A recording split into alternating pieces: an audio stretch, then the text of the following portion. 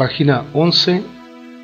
Introducción al libro El nuevo espíritu empresario, espíritu que engrandece, de Lawrence M. Miller. Introducción.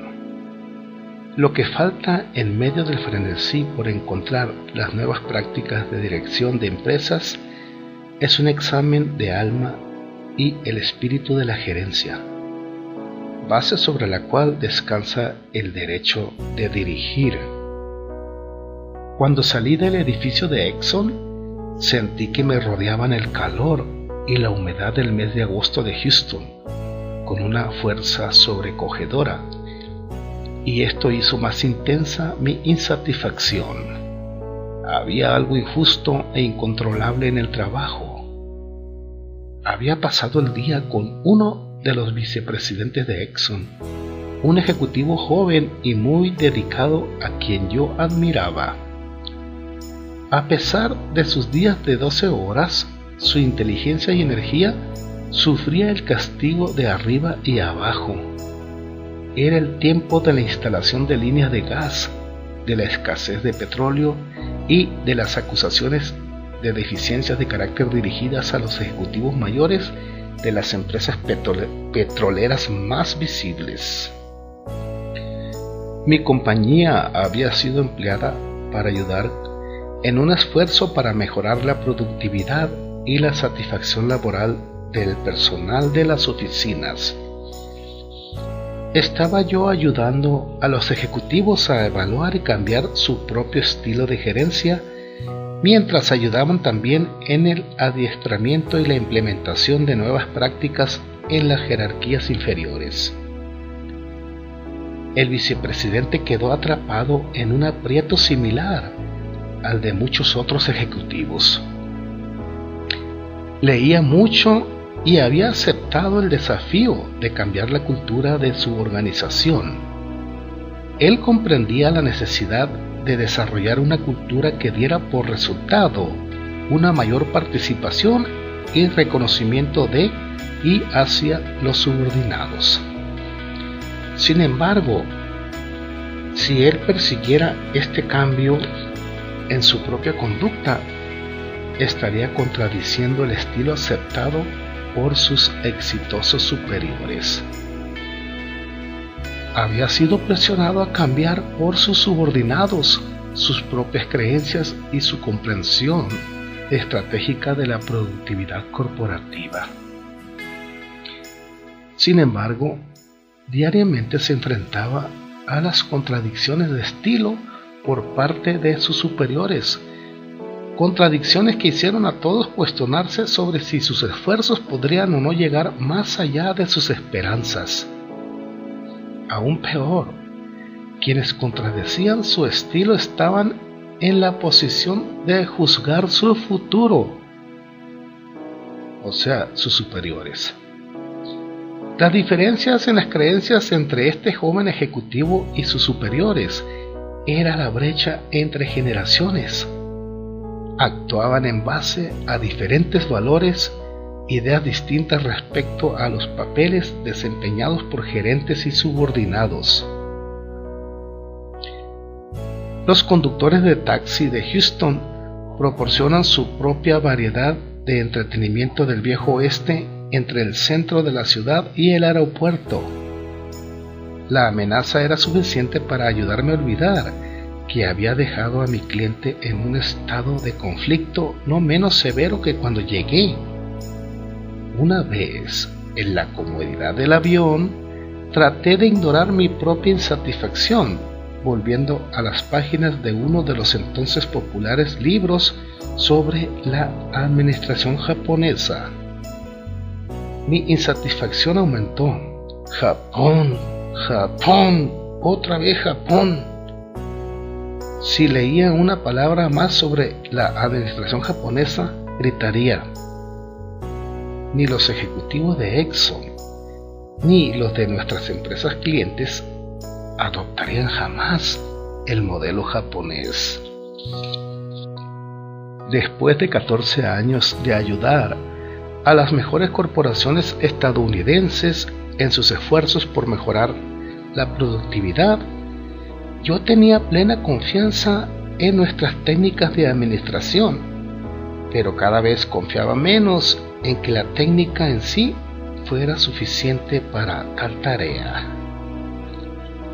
Mis colegas y yo nos habíamos esforzado en mejorar el rendimiento de las organizaciones de ventas y fabriles de 3M, American Express, Ford Motor Company y unas 100 empresas más.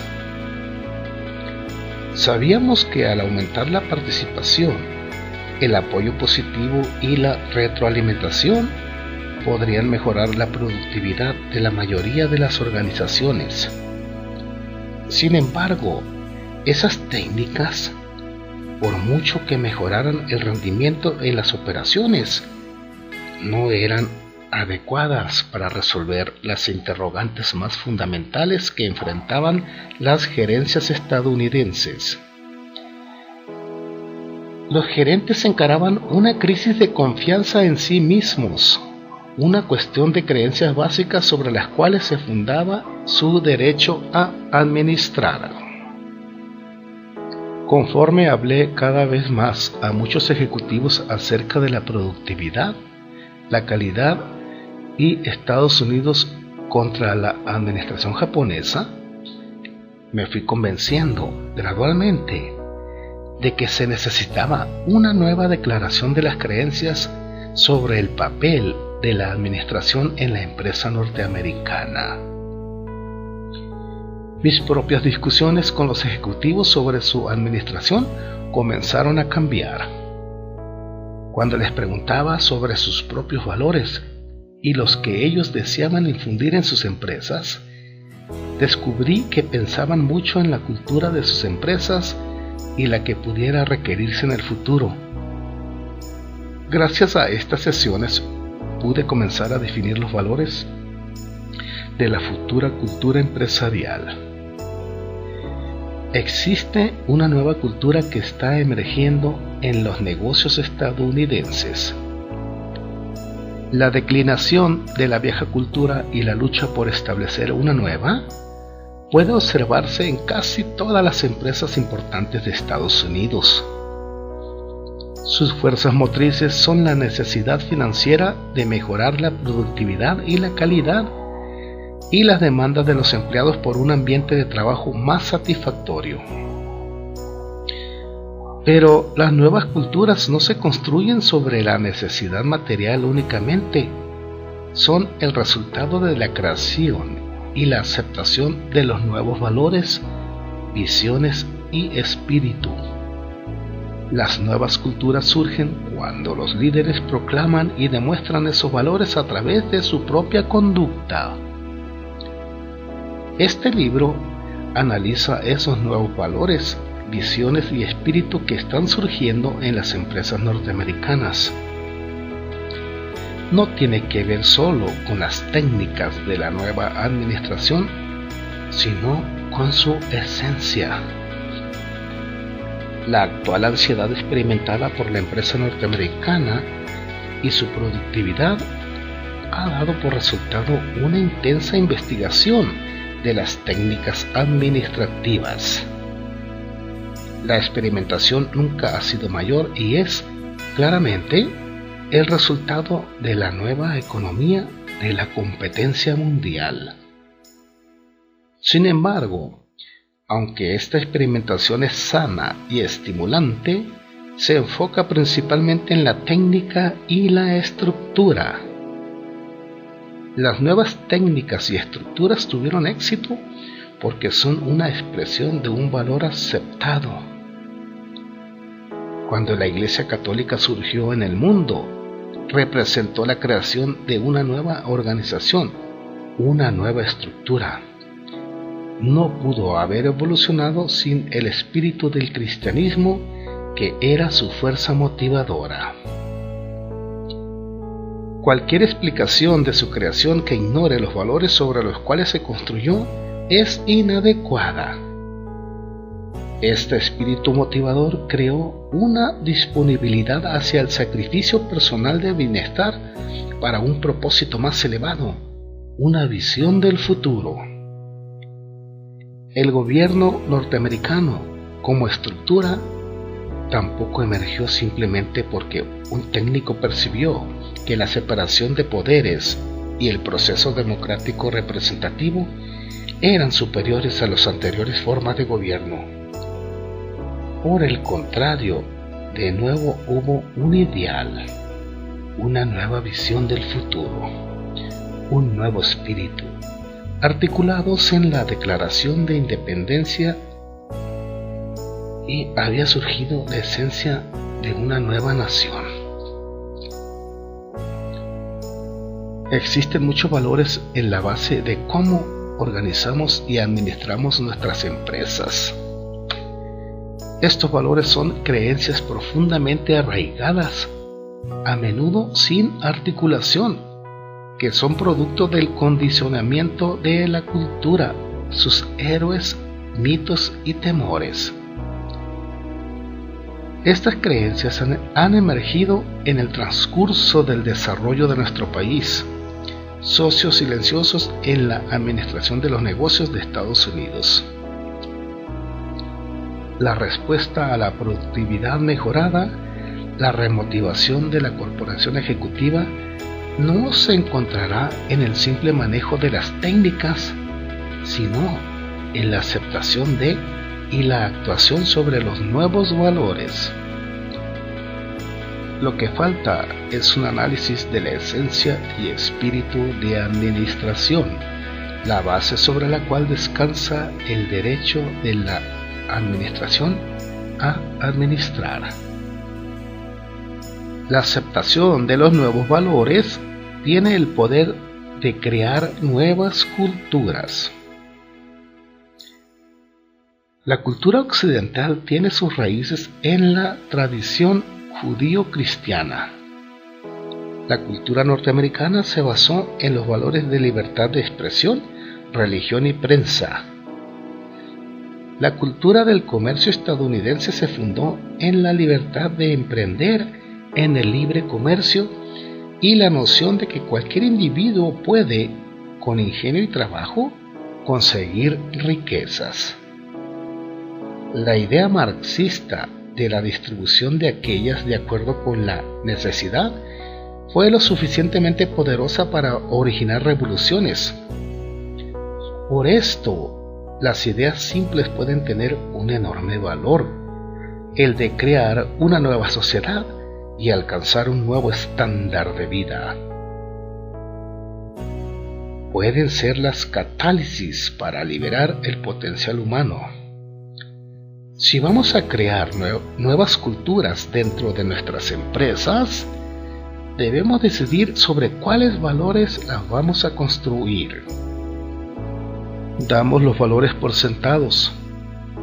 Los gerentes de nuestras empresas no están conscientes de las fuerzas culturales en las cuales se basan sus acciones y, por lo tanto, no pueden cuestionar ni alterar estas fuerzas. ¿Cuántos gerentes comprenden las raíces culturales del liderazgo que habitualmente practican? ¿Cuántos se dan cuenta de que están operando bajo una obediencia ciega al condicionamiento de años de cine y televisión que proclaman modelos que conducían a la victoria en épocas pasadas? Esos gerentes actúan en base a suposiciones que probablemente benefician muy poco a la empresa del futuro. Pregunta: ¿cuáles son los valores, el espíritu sobre el cual deben construirse las futuras empresas? ¿Cuáles son los valores que promoverán el éxito competitivo del nuevo mundo en el que la empresa debe competir a una escala global? Yo he identificado 8 valores primarios que creo que marcarán las bases para una nueva cultura empresaria norteamericana más competitiva. Estos valores no se han tomado de otro país, con la esperanza de que su implementación aquí repita el éxito del extranjero. Somos demasiado buenos para eso. La cultura norteamericana es muy fuerte, única, profunda, ha sido y seguirá siendo el modelo para el resto del mundo. El espíritu competitivo es fuerte y correcto en los negocios americanos, y es este espíritu lo que nos impulsa hacia el cambio. Competir es buscar un mejor camino, es cambiar, y esto es lo que hacemos mejor.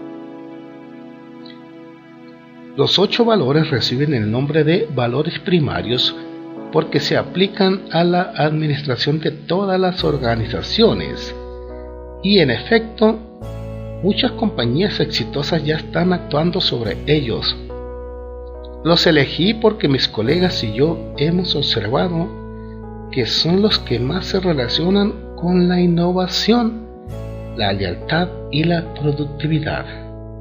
En resumen, estos valores o principios son el principio del propósito, de la excelencia, del consenso, de la unidad, del rendimiento, del empirismo, de la involucración y el de la integridad.